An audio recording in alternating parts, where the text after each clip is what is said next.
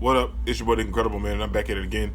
And this is NakanoHitoGenome, aka the ones within episode 5 discussion slash review. Man, dude, this episode was absolutely fantastic. I know I say that a lot, but I actually really mean it, man. It was so good. I talk a lot about the newer anime that came out this season. You know, Vinland Saga, Doctor Stone, Fire Forest, even the second season of Dan Machi, and they're all great. But no one is really talking about NakanoHito Genome, man, and they should be talking about it because it is absolutely fantastic. I love this show, man. This episode solidified everything about it, man. It solidified everything about it because okay, let's talk about the episode, man. First off, we got a nice little teaser flashback of Onigasaki. Anyway, Kaikoyu's backstory about, you know, his grandfather and him having some kind of prestigious family. So that was very nice to get it. I love getting these little intro backstories about the main characters, because last week, or yeah, I think last week at like the ending of the episode or towards the beginning, we got a little bit of Oshigiri's backstory, and I love getting these backstories about these characters, man. I'm still going to say this, and I'm going to be real. Yuzu, I don't think that, like, I think she's on our side, but I just think there's so much more to her story than what they're showing, because she seems so much more involved and wrapped into everything that's going on than anybody else. She seems so much more into this than anybody else. But I love getting the backstory on Kaikoyu, and it was very interesting to see his story weave and web itself into the main story that's going on with them being transported to this place. It was nice to see the parallels between that. But the beginning of the episode, it was just them making their way towards rescuing Karen and Iride, and it was very gentle. It was very nice, and it was paced very well. But it was just them on their way to rescue those two. But what it was Kaikoyu and Zakuro, two of the how would you call it, more calm and collected characters of the show. Yuzu is very calm and collected as well, but like she didn't go. She stayed behind. She wanted to see and watch and pick up on some stuff. So those two went to rescue Karen and Iride.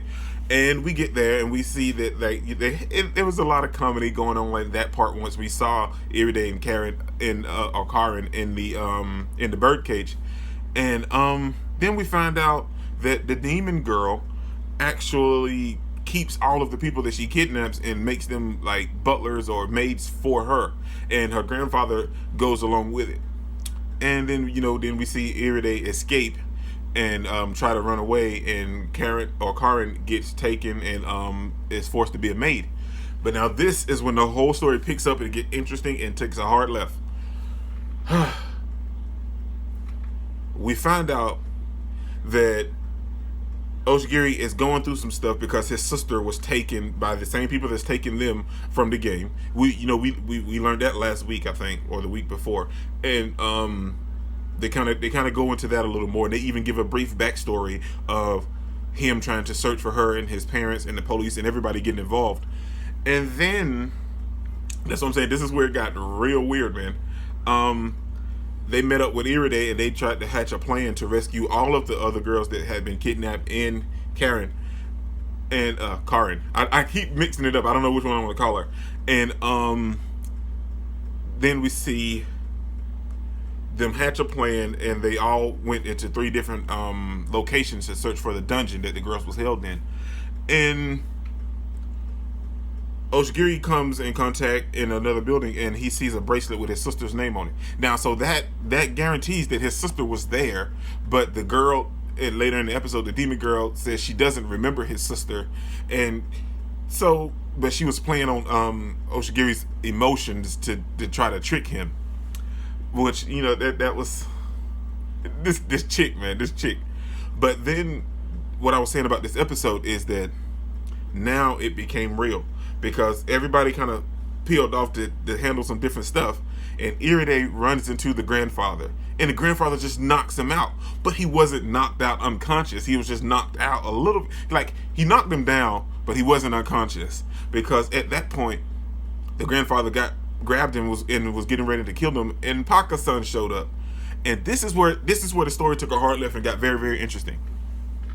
Paka-san showed up and even threatened the grandfather about a whole bunch of major stuff, like killing him and maybe even possibly killing the granddaughter or something. And it was like, well, don't forget that you guys are a part in this as well. You're pawns too. So, and I was like, that's interesting. So even though they're part of this little, this whole game and system that's set up, they're pawns in this as well. So they're real demons, but they're pawns in this as well, just like Iride and everyone else. So when Paka-san shows up, they have to play the part, and he wasn't going to let them kill Iride. And now that is where the story takes a hard turn from that part anyway, because Paka-san saved Iride, and even in the last couple episodes, he listened to Iride when he had a question about helping someone else in the group. And Yuzu is so interested in Iride, and even Anya came around to really kind of understand Iride a little bit. So what is going on with Iride? Why is Iride so special to everyone? Everyone seems to want and to seem to care about Iride something fierce. And what's funny is because we haven't gotten any reason as to why, and I'm so interested. But then we learned that he gave Iride back his pass, like his lanyard with the pass on it. But then all of a sudden he didn't have it anymore because Onagasaki was tracking it, and it was in another building entirely. And then when he was passed out, and Paka-san, before I get to that, Paka-san and Iride wants to save Paka-san from the same place where they're being held and captured it. Dude, it's so much. The more you think you know about this anime, and each episode seems to give you more and more in it, but it's not. I'm like I said in my very first episode, it's a thinking anime. If you're not thinking, you're gonna miss some stuff, man, because it is very, very intellectual when it comes to this anime. And when Kaikou came back and found Iride laid out, he saw he had a handkerchief, and he was wondering where would he get a handkerchief. I mean, no one's supposed to know that we're here. Well, like, people know that we're here, but no one would save us or help us. So where would you get a handkerchief? See, like he dude, it's so fantastic. Why is no one talking about this anime? Like why isn't it like on everyone's feed and talking about this anime? It is too great. But then they rescue everyone and they set them free, and Oshigiri comes back and confronts the girl about her sister, like I said, and his emotions and tempers is running like real hot, and Kaikou tells him to settle down and leave, and because he was getting ready to kill her, and leave and go with Iride and Karen to back to where everyone else is, to safety. And then we get something. Kaikou was like, he pulled the Zoro in that moment. Like his haki was like just completely overwhelming old girl. And then at the last minute, he was just like overwhelming her. And then at the last minute, like just before it went off, she was like, "Your family hates you." Isn't that what it is? It's like, you're just jealous of the relationship that me and my grandfather have. And that was so weird, man. But before I forget, another part is when she thought her grandfather was going to come help her, when Kaikou was like on the verge of like knocking her, or like just knocking her senseless, but he didn't. But her grandfather didn't help, and that goes back to what Paka-san was saying to the grandfather. Dude, I need more about this anime. I can't, every week it's like it takes me here and I was like, okay, it was very good. I was so entertained. Then it takes me here, then it takes me here, then it keeps getting me higher and higher, and so entertained and so intrigued about everything that's going on. I don't know what else to do, man. But that's all that happened this episode, and this video is way longer than what I wanted it to be, because I just had so much fun talking about this anime in this episode. But I'm going to say it, and I'm going to be real.